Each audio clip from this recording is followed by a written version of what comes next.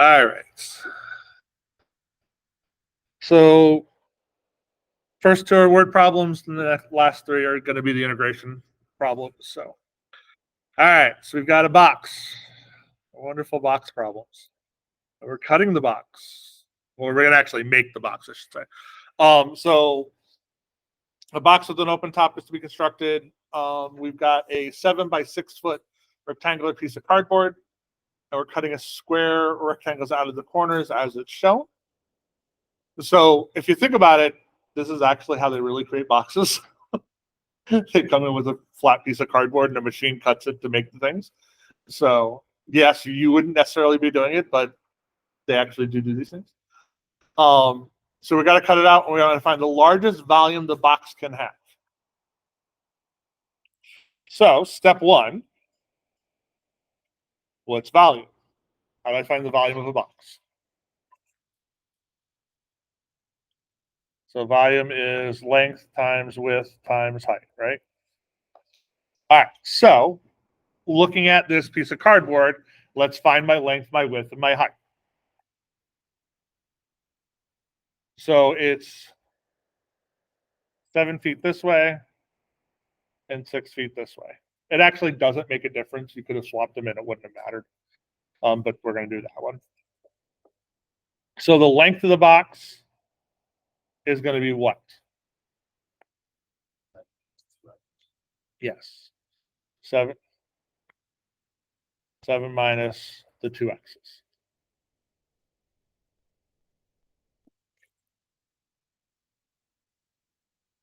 The width of my box? 6 minus 3x. Because we've got 2x and the x. That's 3 x's. And my height? Yeah, it's just x. Because this one actually gets folded over, so it's still just the height's just x. I know it's just how to touch. Why is that folded over? I don't know. It's just the way they wanted it. I think, in all honesty, they did it so that these weren't just both x's. They just wanted to make it a little different in it. It could be that it's the front, and they want the front to be a little more sturdy than the back in terms of like a display. So I've seen some crazy display, like folded boxes and stuff like that when I used to work in retail. So you never know. All right, so we've got that. Next thing we have to do is put it all together and actually find my volume. So I've got 7 minus 2x, 6 minus 3x times x. So we could leave it like this, but you know you're going to have to find some kind of derivative or something with it. And leaving it like this means we're going to have to do the product rule and all that stuff out. Maybe we probably don't want to do that. So foiling this out might make your life a lot easier. So let's FOIL this all out. So we've got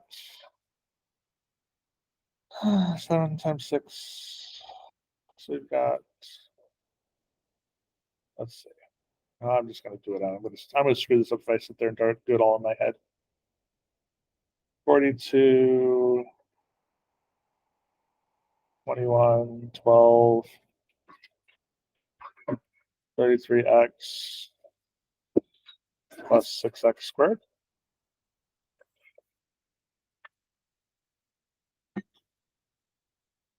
So we've got 42x minus 33x squared plus 6x to the third.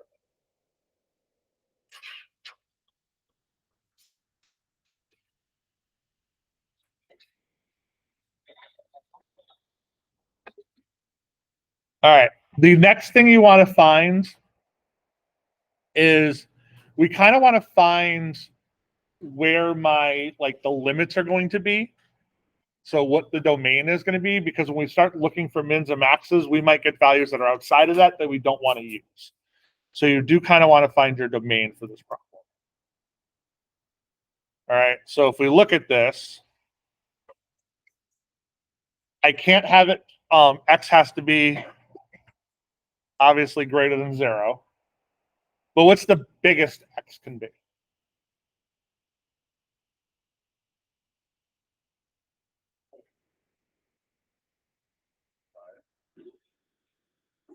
So none of these can be like, these all have to be greater than 0, right? So if I have 7 minus 2x is greater than 0, that's going to be x has to be, or actually, let me rephrase this. It can't equal 0. That's what I want. So x is 7 over 2 for that one.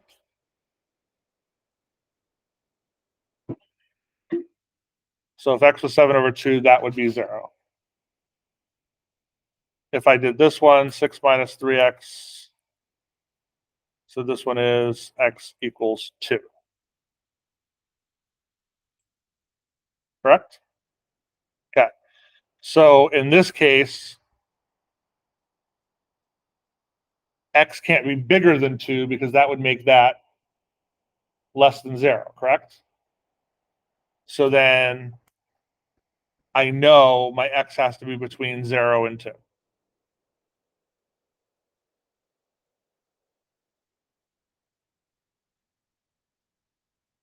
Yeah. Realistically speaking, it can't be 0 or 2. Then you don't cover.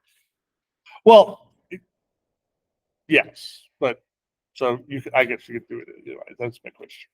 That doesn't matter much in the end of result.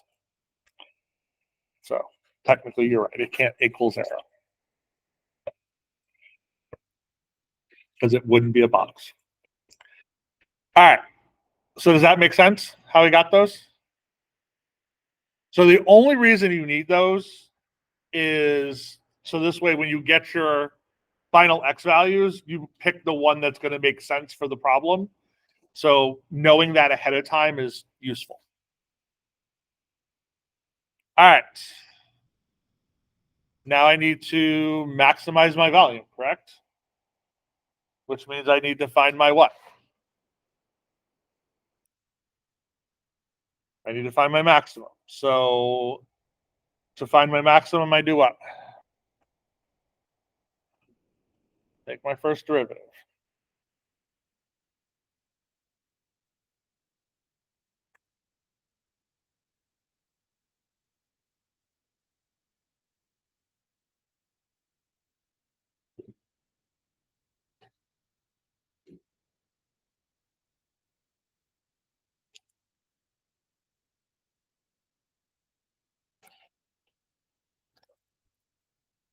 Now we want to find my,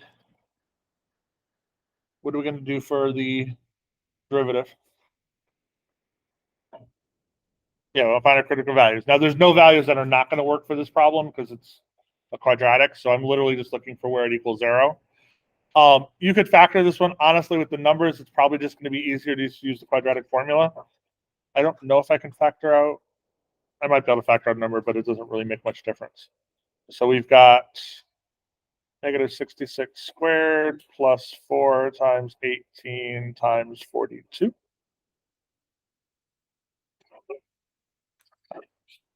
I'm so not doing that in my head.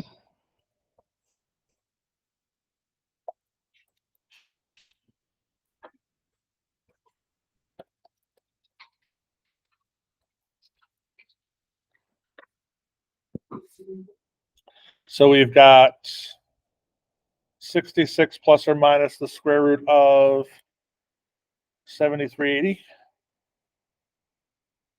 divided by 36.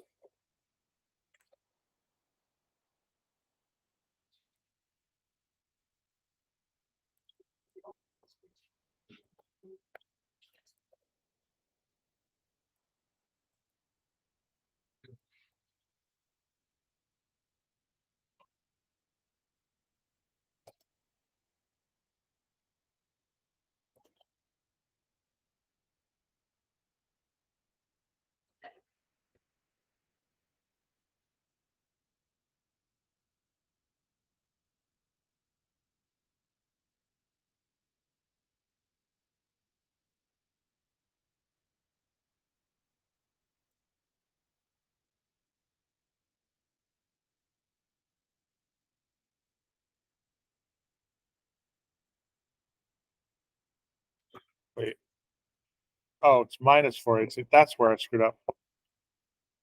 It's not 7380. I did a plus. I don't know why.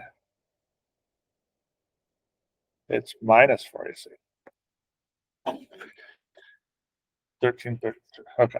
I got an answer that totally didn't make sense when I plugged that in. That's how I figured out I was wrong.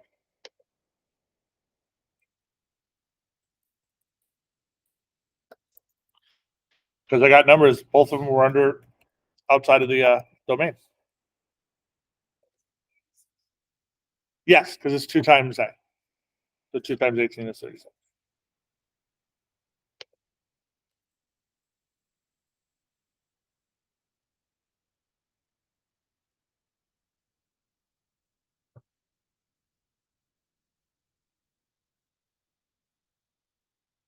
So when I did, actually, I'll show you, because this is how you can figure things out. When I put in the 7380 in here, both numbers were outside of the domain. I'm like, okay, I got to have something inside my domain. Where did I screw up? I figured out where I screwed up. But that's actually, so like, that's one of the good reasons of having the domain already there. Because if you didn't, you got the 4 to go, oh, okay, that might work. But like, you wouldn't have recognized that that wouldn't have worked. When I plug in the 1332, I got 2.847 and 0.819. The 2 is above my domain, so I'm going to restrict, I'm going to eliminate that value. So the one I'm going to use is the 0.81 or 82. So 0.82.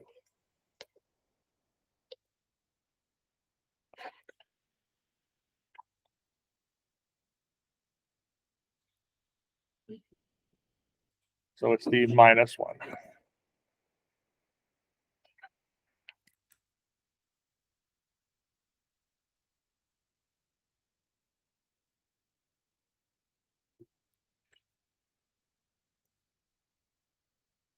All right, so that is my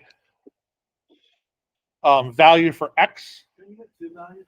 We are going to get 2 values. One of them I eliminated. So see, I did them both.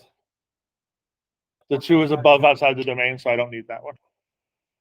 So the only one I'm using is the 0.82. How can we verify that that is the maximum?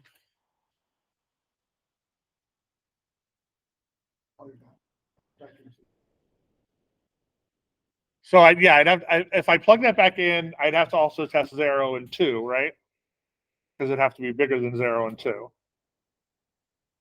You could look at the graph. We could also just do this, plug it in the second derivative too. If it's concave down, then I know it's the maximum. And the second derivative is really not that difficult in this case because it's quadratic. So we get negative 66 plus 36x. If we plug in the 0.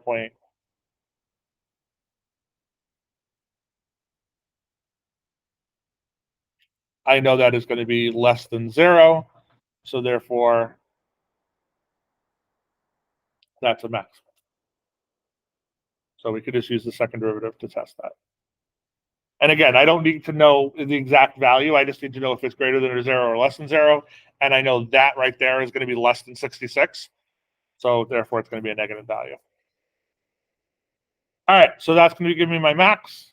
To find my maximum value, what do I have to do? Plug it back into what? Right. So now to find my volume, I have to take that and plug it back into my original value. So the volume of 0.82 equals, what was the 42, 0.82 minus 33, 6 times.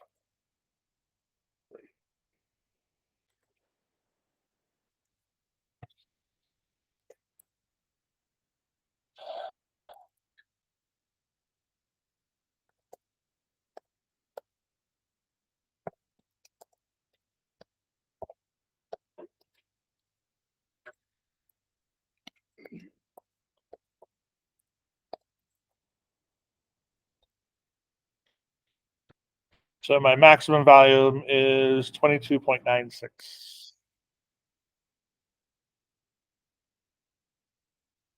units cubed, because or actually, did it give you the units in this problem? I can't remember.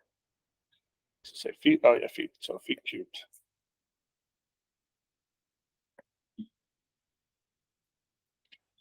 Feet cubed.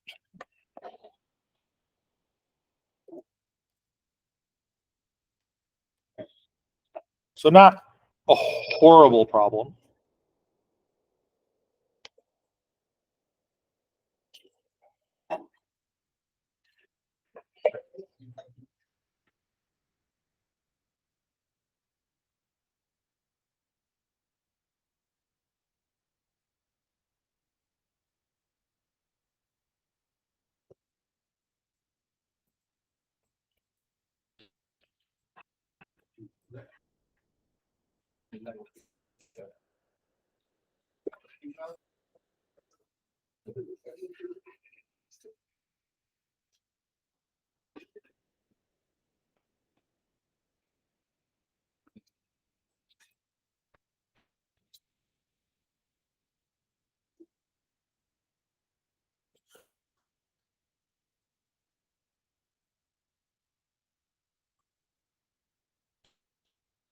All right. Questions on that one? All I'm doing for this problem is changing the dimensions of the rectangular piece. So it'll be very similar in stature to this problem. The numbers will just be different.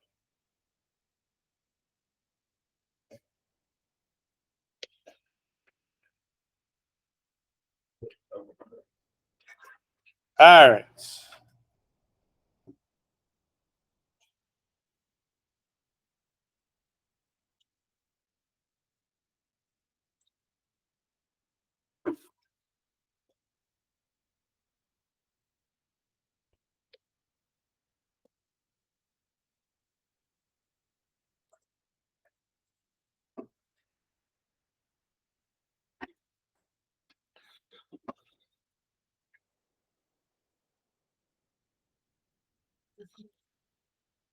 So this question. So a boat leaves the dock at 1 p.m. and travels due south at a speed of 20 kilometers per hour. Another boat has been heading due east at 15 kilometers an hour and reaches the same dock by 2 p.m. How many minutes after one were the two boats closest together?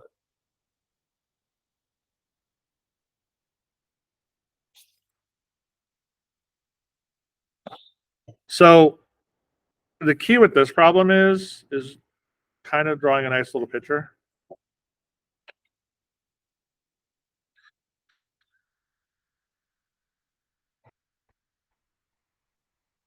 So boat A, boat B,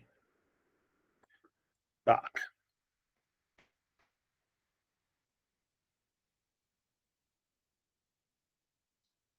So boat A is going down, correct? And its location, like, let's make this easy. This is on the XY axis. Let's not try to make this crazy where it is going to be. So if he's just basically going straight down the Y axis, my X is going to be 0, and he's going to go down by negative 22, correct? Does that make sense? Yeah? All right. And now boat B is traveling east to the dock. So he starts somewhere over here and he's going towards the dock. So, and he gets there exactly an hour afterwards, right? 2 to 1. So he starts off at negative 15 and he's adding 15t to it. And since he's on the x axis, it's 0 for my y.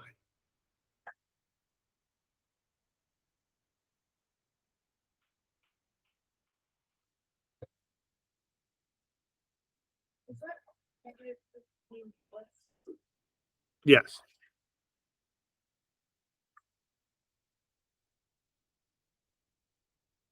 I know. Pluses and t's. Hold on. We're going to.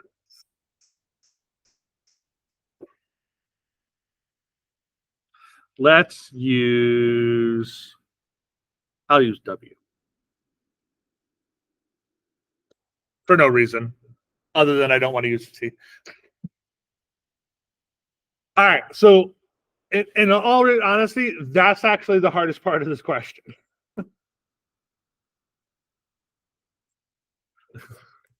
All right. So, do you get boat A? Yes. Okay. So, boat A is starting at 0 and going down -20 for every hour. Boat B is not starting at 0. Boat B is going to 0. So, boat B is starting 15 kilometers to the east or to the west. That's why it starts off at -15. And he's adding 15 kilometers every hour. This gets there in 1 hour from where he is. Okay. That's how we know it was at -15. If it was 2 hours, it'd have been at -30. Yeah. Okay. All right. So now I need to know when the boats are closest together. So in essence, I'm looking for the distance from here to here, right? So I'm looking for that distance. What's the distance equation?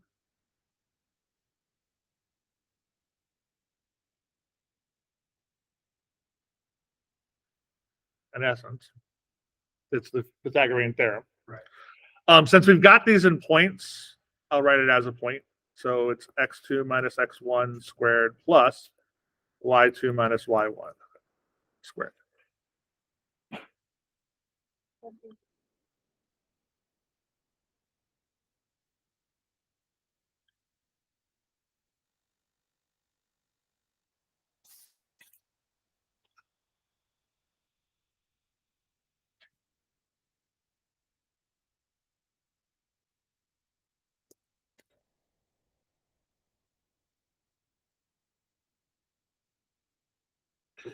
So far, so good?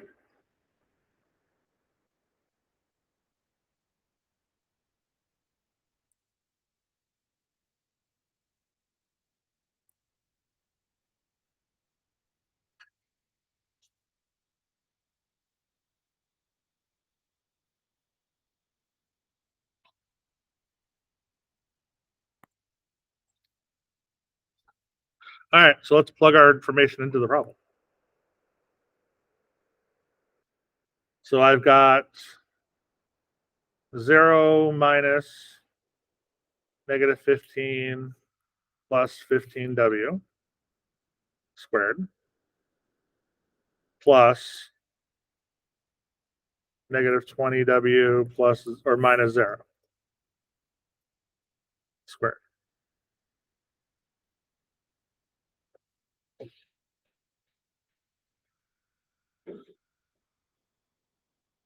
So I've got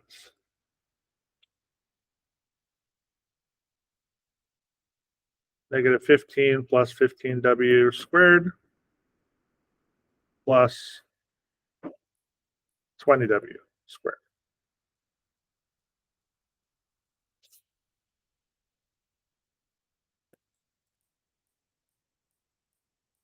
With the sign reverse, would you do the 0 minus in parentheses and 15?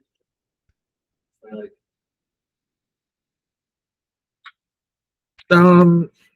Oh, you broke it up. Yeah, you distributed that. yeah. Where do you lose that? Hold on.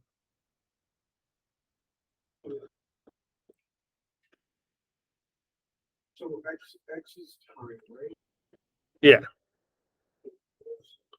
Well, W is time.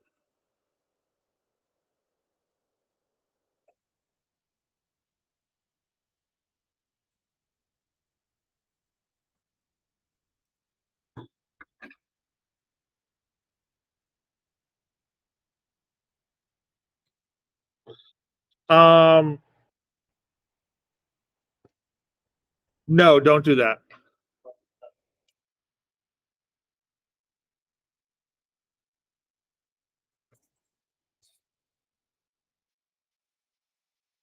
I don't think in the end it'll actually matter though.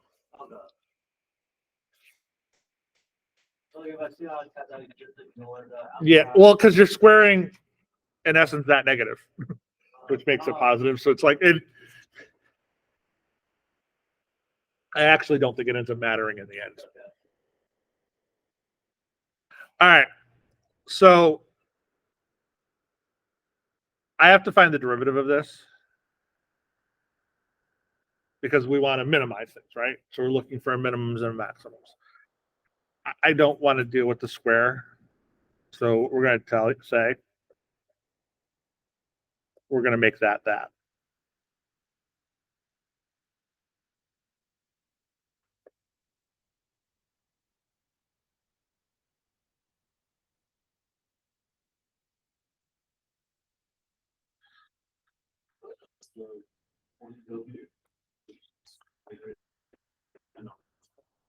Yes.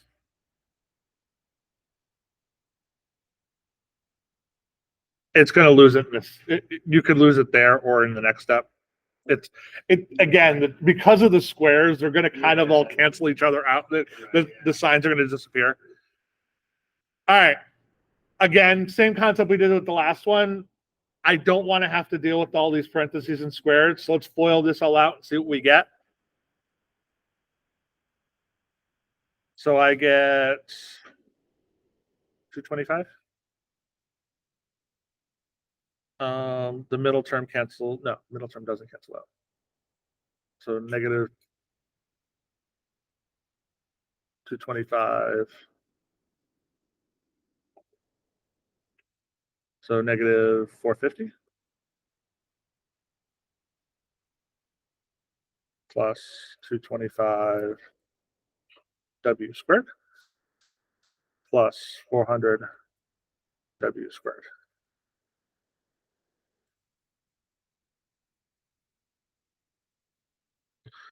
That's why I said the signs are basically going to end up canceling. Like, even if you had done the signs before, they're going to be gone there anyway. So we got 625 W squared minus 450 W plus 225.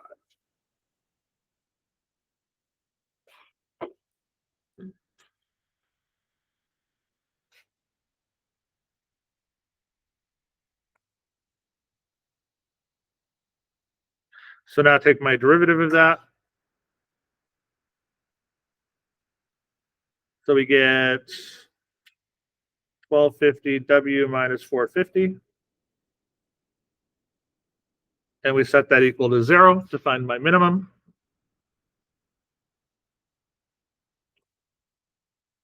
So I've got W equals 450 over 1250.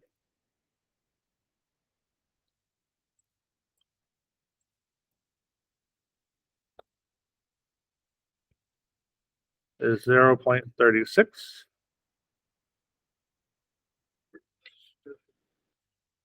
I squared there.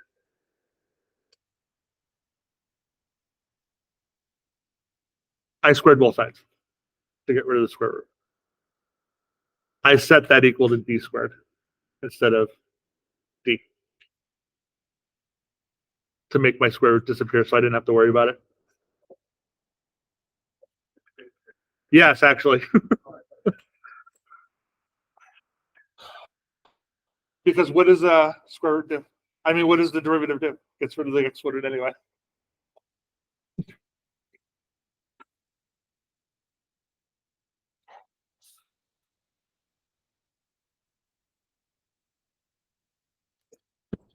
All right, so it's 0.36 hours, correct? So they want to know what time the boats are closest? No. That would be correct if there was 100 minutes. Remember, there's only 60 minutes in an hour, not 100. So I've got to multiply that by 0.60 or by 60. So 0.36 times 60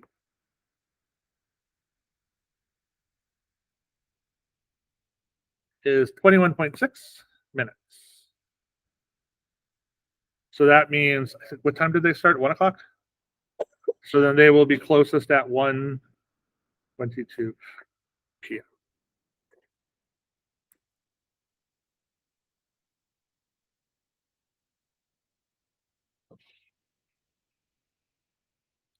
So like I said, the hardest part of this problem is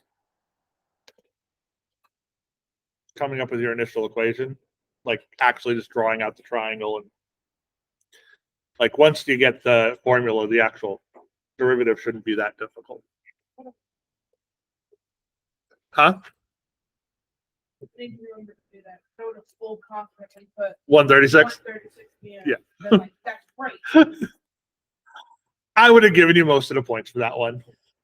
I probably would have put a little laughy emoji and goes, don't remember 60 minutes in an hour, you know. So Do you know why we have 60 minutes in an hour?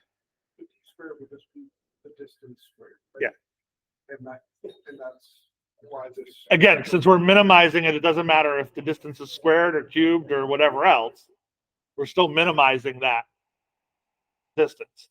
So that's why it doesn't make a difference Yeah, okay. if it's squared or not. And since, like, you could have done it with the square root and had to deal with the square root part and then the chain rule and stuff, and it would have come out with the exact same number at the end. Yes. Oh, yeah, sure. So because we're in essence minimizing the distance. If we minimize the distance squared, it's still minimizing the distance. So That only applies into situations like this where we're trying to find something. yeah, so like it will work for like distance formula and stuff like that. It's like if you're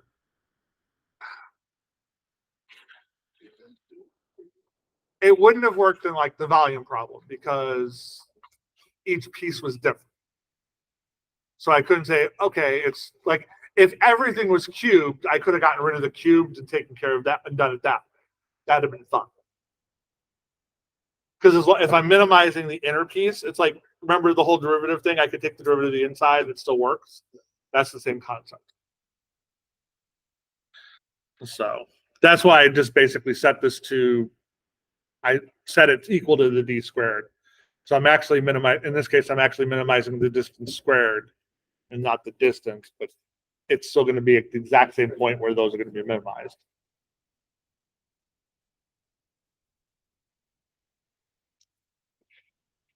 All right.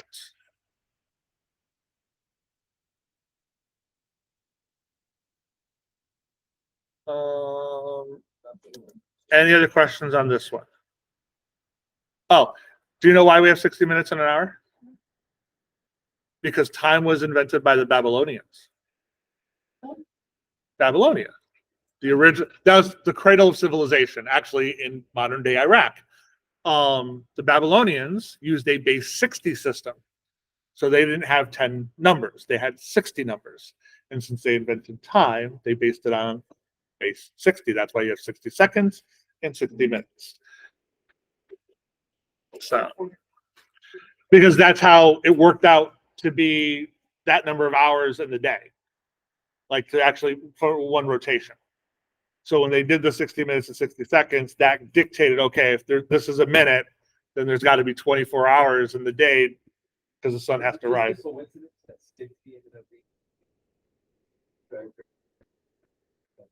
Because believe it or not, it's not exactly 24 hours. That's why we have leap days and stuff like that. And actually, every so often we have like leap seconds to actually recorrect the time. So, but it was 5,000-6,000 years ago. That was as close as they were going to get it. Yeah. So again, it was a number they used the sun, and they go, okay, the sun rises at this height at this day.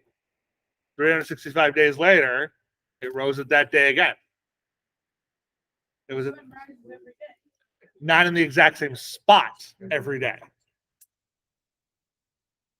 As you rotate around, so think about it. With the winter solstice and the summer solstice, sun rises at different times. So, I can never figure that out. The lucky thing is somebody's already done it, so we don't have to again. But the crazy thing is somebody actually did have to figure that part out. And they did it because they needed to figure out when to plant crops, when to do with their animals and stuff like that. Time was very important for all that stuff. So, and then modern humans came up and created the spring forward and spring back and daylight savings and all this other stuff to screw time up. You know, Stop it, right? no, it never passed. They tried. No, actually, most countries actually do it. Yeah, it's not. Believe it or not, this is not the only thing that we're screwed up and everybody else is great. No, a lot of countries actually still do it. But all right, on to integration.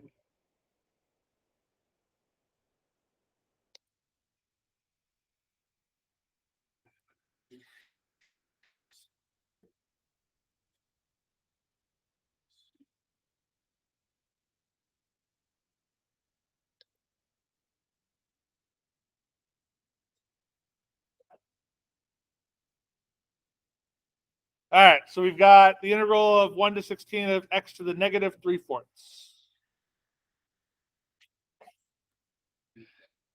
What is the power rule for integration?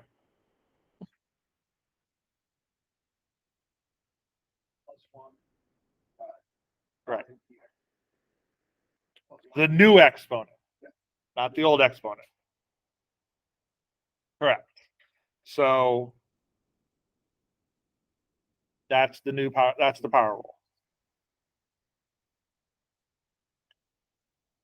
So negative 3/4 plus 1 gives you what?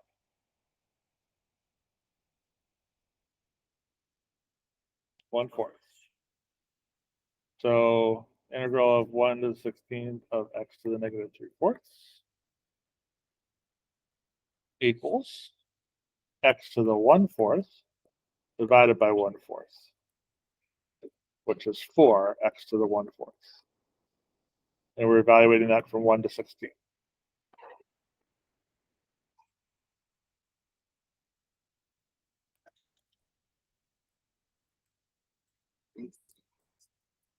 I did not mix them up. The integrals are at the end. The derivatives are first. So you will not have to remember the rules one after the other to try to mess them up. I wasn't that mean. All right. So what's the 4th root of 16? Yeah.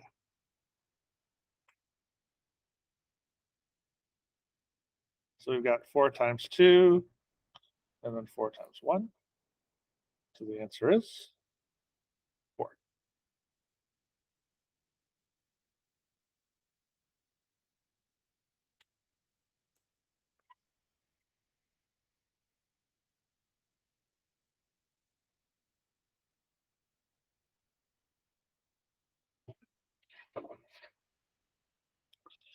So don't screw this up. And remember, if it's a fraction, it ends up becoming, you flip it over, which is another place you could screw this one up.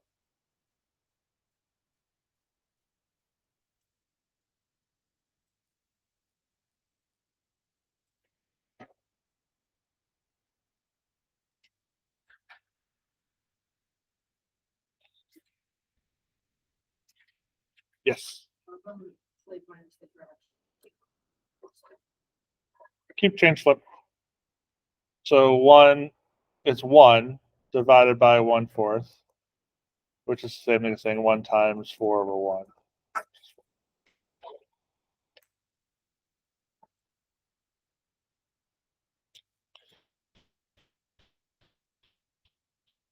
If it wasn't 1/4, say it was like 3/4, it'd be 4 over 3.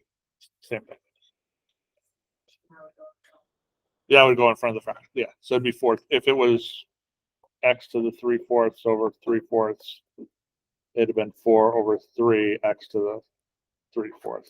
Question, Professor. Do Yes. you use a C in definite integrals? No. Definite integrals, you do not have a C because you're coming up with the exact answer. And since it doesn't actually matter if it's shifted, the C doesn't matter. Thank you. You're welcome.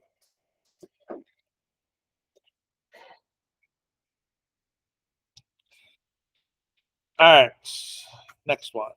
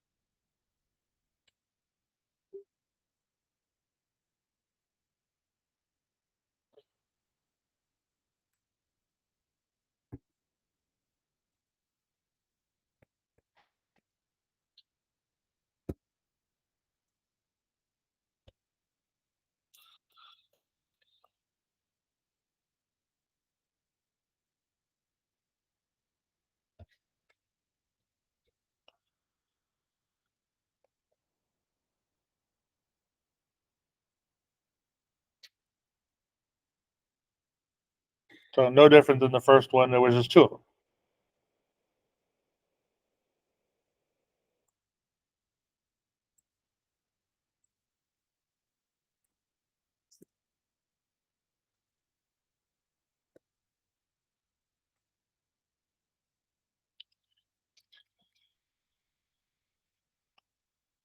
All right, last one. No, it's 15 questions on the test. I added a derivative problem, but it was similar to the other one, so it wasn't a big deal.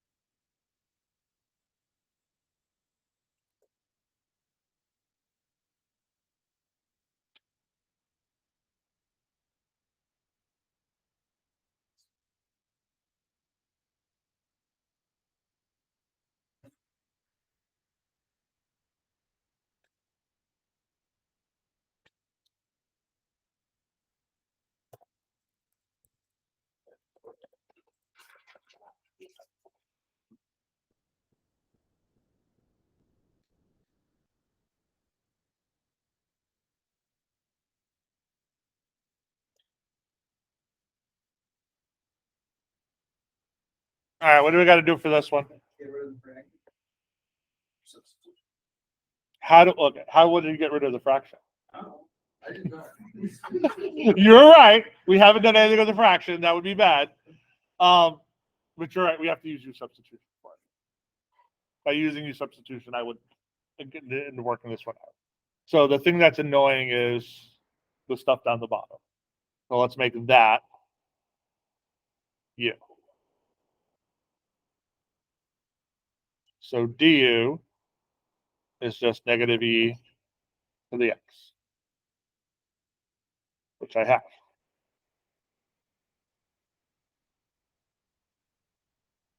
So negative du equals e to the x dx. So this becomes 1 over u squared, or negative 1 over u squared, du. Which now I can use to get rid of my fraction and just make it negative u to the negative second. D.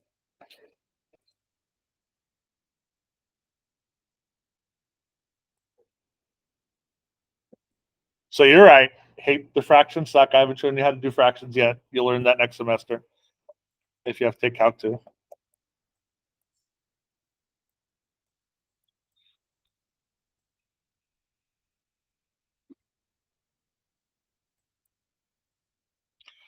All right. So what's the integral of u to the negative second?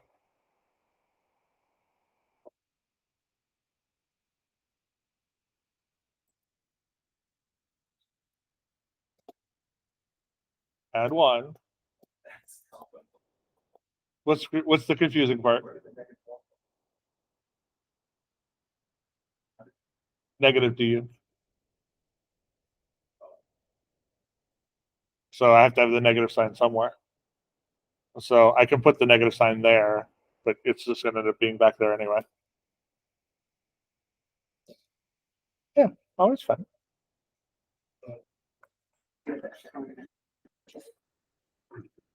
So it's going to be u to the negative 1 over negative 1, which ends up being just 1 over u. Because the two negatives cancel out, and u to the negative 1 goes to the bottom.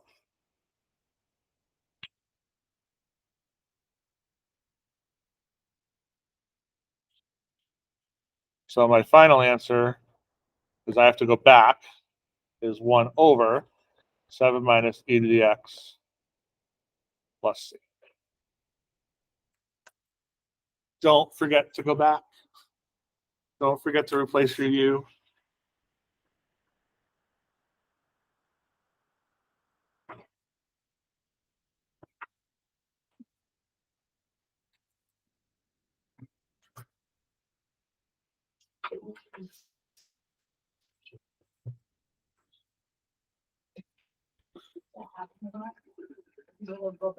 Huh? Yes, especially when you're first learning how to do it.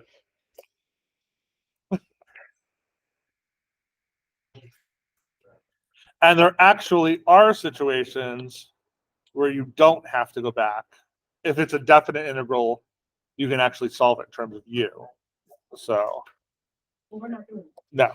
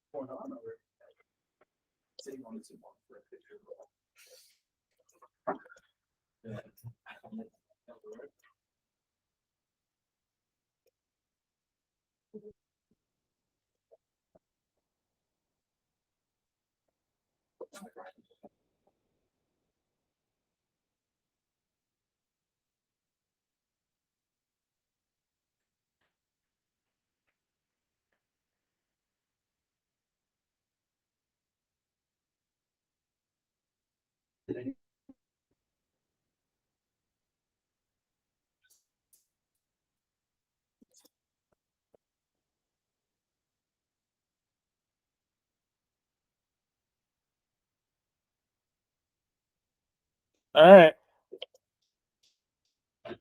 That is it. What's the extra derivative question? Did it get tricks on it? Hold on.